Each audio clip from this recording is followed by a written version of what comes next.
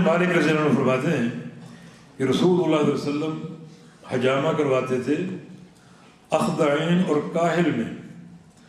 اخدعین جو گردن کے دو اطراف میں رگیں ہیں بڑی، اخدعین ان رگوں میں آپ سنگی لگواتے تھے، اور کندھے میں، اپنے کندھے پر اور گردن کی جو دونوں اطراف میں دو بڑی رگیں ہیں ان میں آپ سنگی لگواتے تھے۔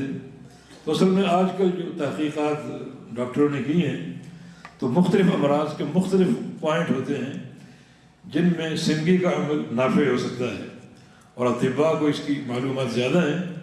جو بھی مرض کسی کو لاحق ہو، کسی کو دائمی سر کا درد ہوتا ہے، کسی کو دائمی بخار ہوتا ہے، کسی کو دائمی ایک ضعف کی شکایت ہے، تو اطباء ہر مرض کے جو پوائنٹ ہیں وہ جانتے ہیں، اور انہی پوائنٹس پر وہ جو حجامہ کا عمل کرتے ہیں۔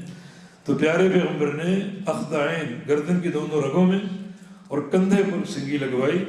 وَكَانَ يَحْتَجِمُ ل17 و19 و21، اور آپ صلی اللہ علیہ وسلم حجامہ کے لیے ہر مہینے کی، اسلامی مہینے کی 3 تاریخیں منتخب کرتے تھے، 17 تاریخ، 19 تاریخ اور 21 تاریخ۔ یعنی یہ 3 تاریخیں حجامہ کے عمل کے لیے بڑی کامیاب اور بہترین ہیں۔ ان تاریخوں میں اگر حجامہ کا عمل کروایا جائے تو بندہ ہر نقصان سے محفوظ رہے گا۔